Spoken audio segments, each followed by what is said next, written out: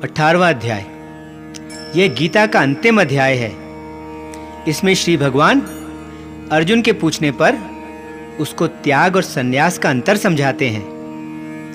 त्याग कर्म का नहीं, बल्कि कर्म के फल का किया जाना चाहिए।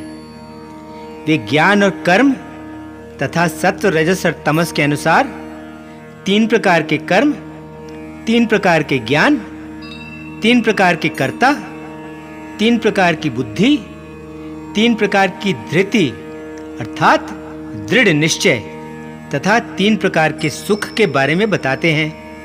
मनुष्य के स्वभाव और स्वधर्म द्वारा नियत किए गए ब्राह्मण, क्षत्रिय, वैश्य तथा अधम आदि के कर्तव्य व गुणों का वर्णन करते हैं। कर्म योग और परम सिद्धि, सिद्धि और ब्रह्म, सर्वोत्तम भक्ति, संकटों को पार करने के उपाय बताते हुए श्री भगवान अर्जुन को अपनी शरण में लेने का आश्वासन देकर अपना उपदेश समाप्त करते हैं। अध्याय। अर्जुन केशव से पूछता है, हे केशव, मैं संन्यास और त्याग के बारे में जानना चाहता हूं। इन दोनों में क्या अंतर है, मुझे समझा। श्री भगवान उसे समझाते हैं, सुन पार्थ, इच्छा द्वारा प्रेरित सभी कर्मों को पूरी तरह त्याग देना संन्यास कहलाता है। अपने कर्म के फल को पूरी तरह त्याग देना त्याग कहलाता है। जहां संन्यास सभी कर्मों का त्याग है, वहीं त्याग कर्मों के सभी फल का और कर्म के फल की इच्छा का त्याग है। कुछ विद्वान तो यह तक मानते हैं कि कर्म करना ही दोष है, इसलिए कर्म को दोष समझकर उसे त्याग देना चाहिए। जबकि कुछ विद्वान मानते हैं कि यज्ञ, दान और तप जैसे कर्मों का त्याग नहीं करना चाहिए। अब तो त्याग के बारे में सच्चाई को सुन। त्याग 3 प्रकार का बताया गया है। यज्ञ, दान और तप जैसे कर्मों का त्याग कभी नहीं करना चाहिए, बल्कि उन्हें करते ही रहना चाहिए, क्योंकि ये तीनों कर्म उन्हें करने वाले बुद्धिमान लोगों को पवित्र करने वाले होते हैं। लेकिन इन कर्मों को भी इनके प्रति आसक्ति या लगाव और इनके फलों की इच्छा को भी पूरी तरह त्याग कर ही इन्हें करना चाहिए। यह मेरा सुनिश्चित और अंतिम मत है। किसी भी करने योग्य कर्म का त्याग उचित नहीं है। अपना नियत कर्तव्य और कर्म कभी त्यागना नहीं चाहिए।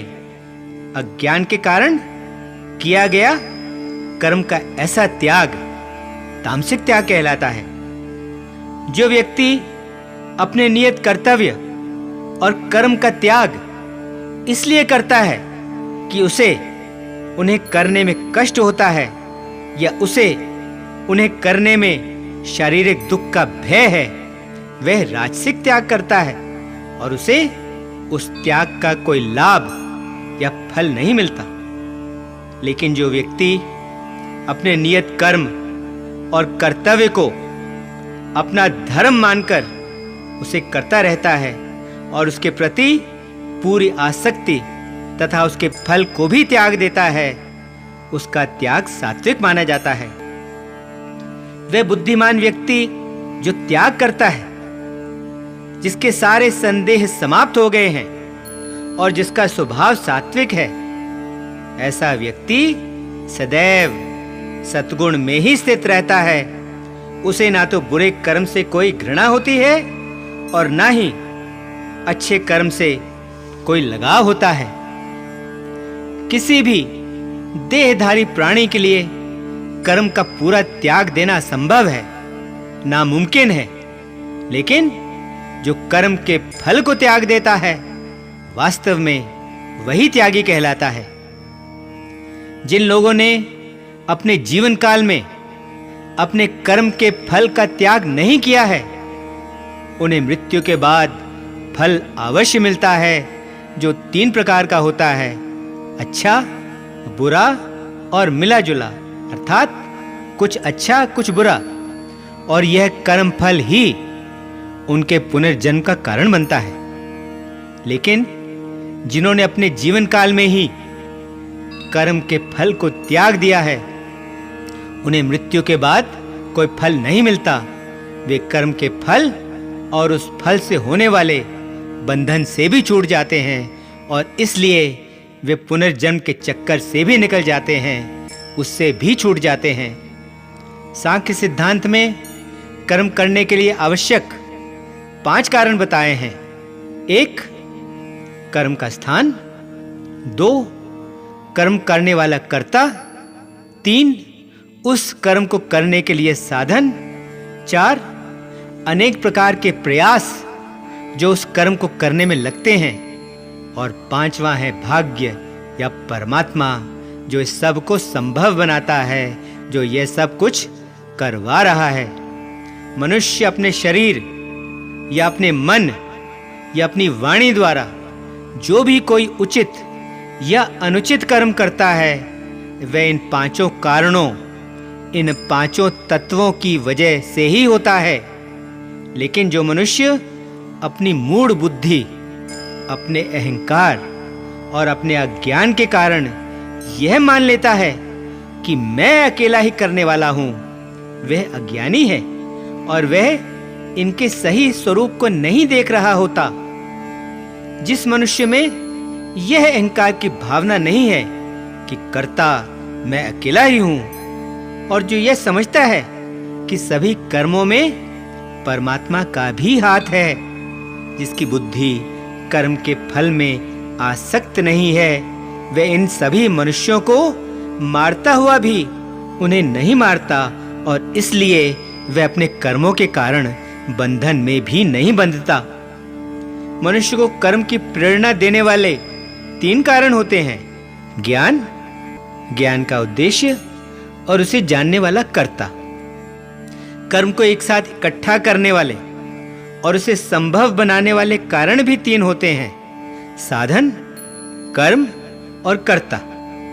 ज्ञान, कर्म और कर्ता के भी सांख्य शास्त्र में बताए गए प्रकृति के 3 गुण सत्व, रजस और तमस के अनुसार 3 भेद होते हैं। इनके बारे में विस्तार से सुन। सात्विक ज्ञान वह ज्ञान है जिससे मनुष्य सभी अलग-अलग प्रकार की वस्तुओं और प्राणियों में एक ही कभी भी नष्ट न होने वाली सत्ता देखता है, जिसे वह हिस्सों में बटा होने पर भी अविभाजित रूप में या बटा हुआ नहीं देखता। इसमें वह ईश्वर को सब प्राणियों में और सारी सृष्टि में समान रूप में एक जैसा ही देखता है और उन्हें बटा हुआ नहीं देखता। राजसिक ज्ञान वह ज्ञान है जिससे मनुष्य विभिन्न प्राणियों में उनके अलग-अलग दिखने के कारण, उनकी विविधता के कारण उनका अलग-अलग होना देखता है। वे ईश्वर की कभी नष्ट न होने वाली सत्ता को प्राणियों और वस्तुओं में विभाजित रूप में बटा हुआ देखता है, जिससे वह प्राणी प्राणी में भेदभाव करता है। और तामसिक ज्ञान वह ज्ञान है जिससे मनुष्य सत्य को नहीं समझ पाता, जो संकीर्ण होता है और जो किसी एक काम को ही बिना उसके कारण का ध्यान किए उससे ही सब कुछ समझ लेता है।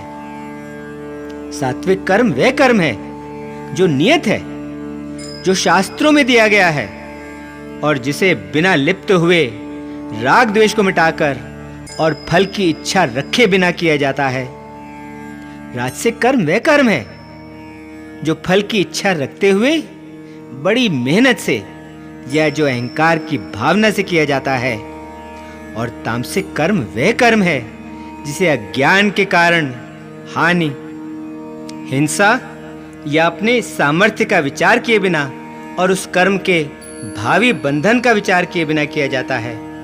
सात्विक कर्ता वह करता है जिसमें अहंकार बिल्कुल नहीं है, जिसमें कोई आसक्ति या लगाव नहीं है, जिसमें उत्साह और धैर्य भरा हुआ है और जो सफलता और विफलता में एक जैसा रहता है, उनसे विचलित नहीं होता।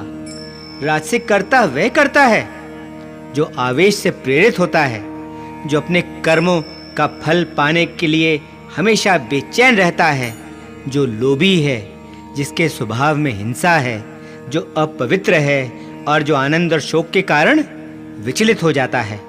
और तामसिक कर्ता वह करता है जो असंतुलित है, जो भौतिकवादी है, जो हठी है, जो कपटी है, जो दूसरों का अपमान करने वाला है, जो द्वेष करता है, जो दुखी है और जो काम को टालता रहता है। अब तो गुणों के अनुसार बुद्धि और धैर्य के भी 3 भेद सुन, जिन्हें मैं तुम्हें पूरी तरह अलग-अलग और विस्तार से बताता हूँ। सात्विक बुद्धि वह बुद्धि है जो कर्म और अकर्म, करने योग्य और ना करने योग्य कर्म के भेद को समझती है और इस बात को भी समझती है कि किससे डरना चाहिए और किससे नहीं डरना चाहिए, क्या वस्तु मुक्त करती है और क्या वस्तु बंधन में डालती है। राजसिक बुद्धि वह बुद्धि है जो धर्म अधर्म, करने योग्य और ना करने योग्य कर्म, इन सब बातों को अधूरे ढंग से समझती है। और तामसिक बुद्धि वह बुद्धि है जो अज्ञान और अंधकार में डूबी रहती है। ऐसे बुद्धि धर्म को तो अधर्म और अधर्म को धर्म समझती है और वह सदा विपरीत दिशा में ही केंद्रित रहती है और उल्टी दिशा में ही चलती है। धृति मानसिक दृढ़ निश्चय अर्थात धारण करने की शक्ति को कहते हैं। सात्विक धृति वह दृढ़ निश्चय है जो अविचल है, जो दृढ़ होता है और जिससे मनुष्य मन, जीवन देने वाले श्वास और अपनी सभी इंद्रियों की गतिविधियों को केंद्रित और अपने वश में रखता है। राजसिक धृति वह दृढ़ निश्चय है जिससे मनुष्य अपने धर्म, अर्थ और कामना तथा उनके परिणाम स्वरूप फलों की इच्छा रखते हुए उनमें दृढ़ता से चिपका रहता है, उनमें लिप्त और फंसा रहता है। और तामसिक धृति वह दृढ़ निश्चय है जिससे कोई दुर्बुद्धि व्यक्ति निद्रा, भय, शोक, विषाद और अभिमान को नहीं छोड़ता और इन सब से चिपका रहता है। पार्थ, अब 3 प्रकार के सुखों के विषय में सुन। सात्विक सुख वह सुख है जो आत्मा को स्पष्ट रूप से समझ लेने से होता है। इसमें मनुष्य अपने लंबे अरसे के अभ्यास से आनंद अनुभव करता है, जिससे उसके सभी दुखों का भी अंत हो जाता है। सात्विक सुख शुरू में तो विष जैसा, लेकिन अंत में वह अमृत जैसा होता है। राजसिक सुख वह सुख है जो इंद्रियों के विषयों के संयोग से उन्हें भोगने से होता है। ऐसा सुख शुरू में तो अमृत जैसा, लेकिन अंत में वह विष जैसा होता है। और तामसिक सुख वह सुख है जो आरंभ और अंत दोनों में ही आत्मा को भ्रम में डाले रखता है। यह निद्रा, आलस्य, अज्ञान और प्रमाद से उत्पन्न होता है। तीनों लोकों में स्वर्ग के देवताओं समेत कोई भी ऐसा प्राणी नहीं है जिसमें ये तीनों गुण ना हो, जो प्रकृति से उत्पन्न इन तीनों गुणों से मुक्त हो। ब्राह्मण, क्षत्रिय, वैश्य और अधम के गुण व कर्म भी उनके अपने अपने स्वभाव से उत्पन्न गुणों के अनुसार अलग-अलग प्रकार से विभाजित किए गए हैं। उनके विषय में सुन। ब्राह्मण के स्वाभाविक गुण हैं शांति प्रियता, आत्मसंयम, तपस्या, पवित्रता, सहनशीलता, सत्यनिष्ठा, ज्ञान विज्ञान तथा धर्म में श्रद्धा। क्षत्रिय के स्वाभाविक गुण हैं वीरता, तेज, धीरता, दक्षता, युद्ध से और युद्ध में मुंह न मोड़ना, दानशीलता और नेतृत्व। वैश्य का स्वाभाविक कर्म है कृषि, पशुपालन और व्यापार। अधम का स्वाभाविक कर्म है सेवा का काम करना। अपने अपने कर्म में लगा हुआ हर एक व्यक्ति सिद्धि को प्राप्त कर लेता है। अब यह भी सुन कि किस तरह अपना कर्म करता हुआ मनुष्य सिद्धि पा सकता है। अपने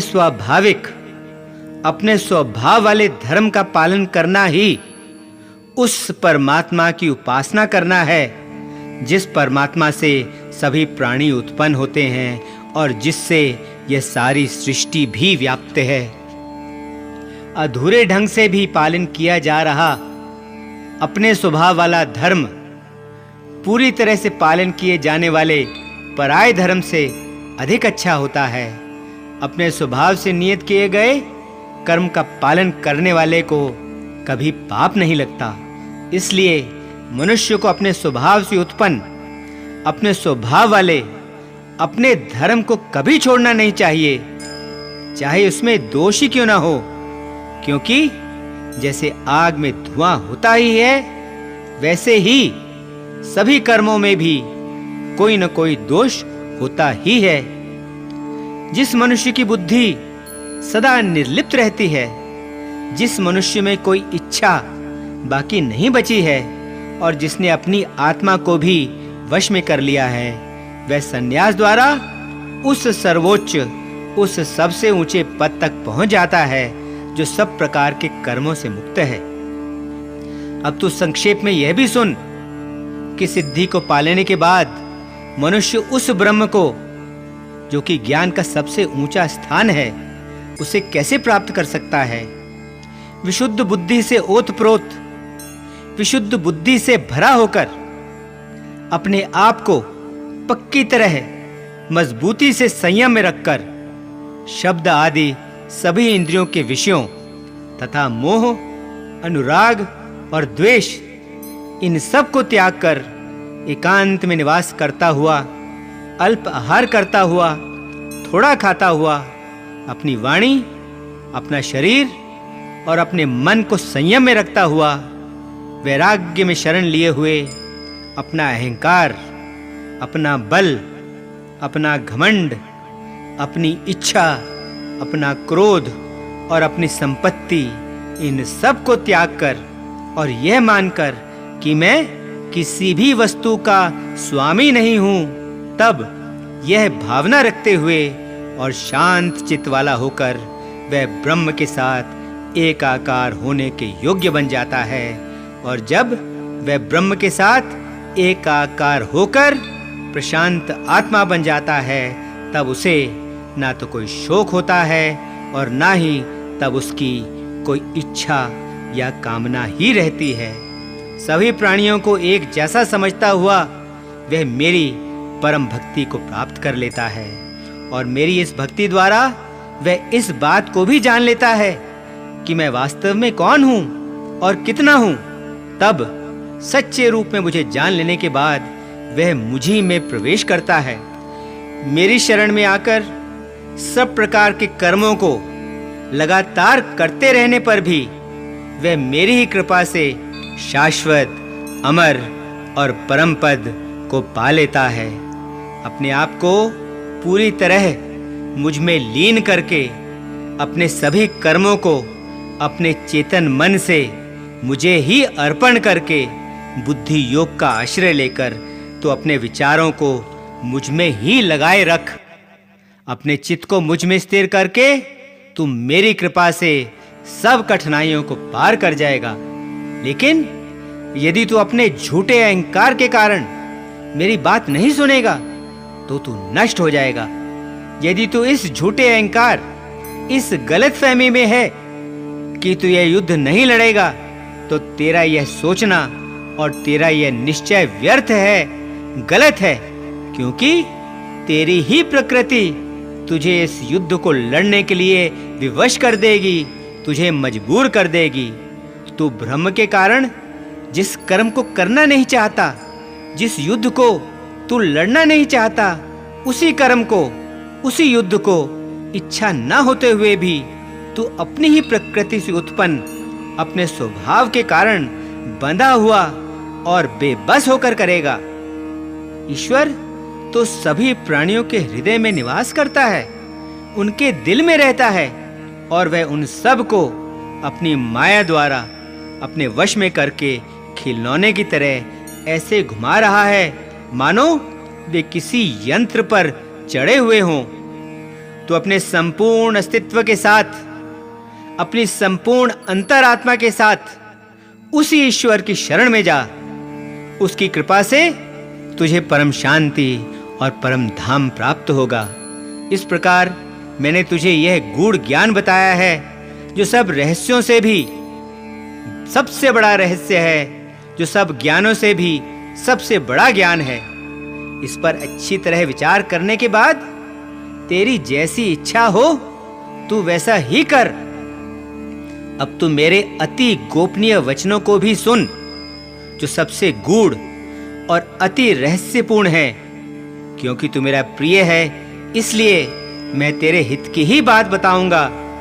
अपने मन को मुझ में लगा, मेरा भक्त बन, मेरे लिए यज्ञ कर, मुझे प्रणाम कर, मेरी पूजा कर। ऐसा करने से तू मुझ तक अवश्य पहुंच जाएगा। इस बात का मैं तुझे सचमुच वचन देता हूं, क्योंकि तू मुझे बहुत ही प्रिय है। सभी कर्मों, सभी कर्तव्यों और सभी धारणाओं को छोड़कर तू केवल मेरी शरण में आ जा। तू दुखी मत हो, मैं तुझे सब पापों से मुक्त कर दूंगा। याद रहे पार्थ, तू उस गूढ़ ज्ञान को किसी भी ऐसे व्यक्ति को मत बताना जिसने जीवन में तप ना किया हो, जिसमें इसे सुनने की श्रद्धा ना हो, जिसमें मेरे प्रति निष्ठा और आस्था ना हो, या जो मेरे से द्वेष करता हो। जो इस परम रहस्य को मेरे भक्तों को सिखाता है, वह मेरे प्रति विशुद्ध भक्ति दिखाता है और वह अवश्य ही बिना संदेह मुझ तक पहुंच जाएगा। मनुष्यों में उससे अधिक मेरा प्रिय काम करने वाला कोई नहीं है, और इस संसार में उससे बढ़कर मुझे और कोई प्रिय होगा भी नहीं।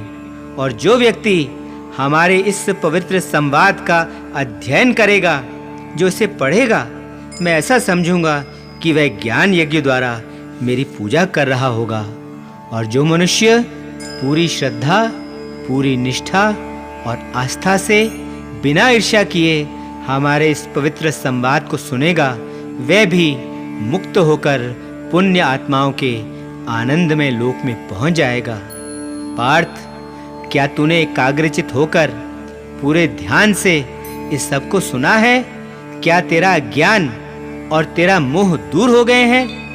अर्जुन ने उत्तर दिया, हे भगवान, मैंने एकाग्रचित होकर और पूरे ध्यान से इस सब को सुना है। तेरी कृपा से और तेरे समझाने से मेरा सारा ज्ञान, मेरा सारा मोह और मेरे सारे भ्रम नष्ट हो गए हैं। मेरी स्मृति फिर लौट आई है। अब मेरे सारे संदेह समाप्त हो गए हैं और मैं स्थिर चित हो गया हूँ। मैं तेरे आदेश अनुसार ही काम करूँगा और यह धर्म युद्ध अवश्य लड़ूंगा।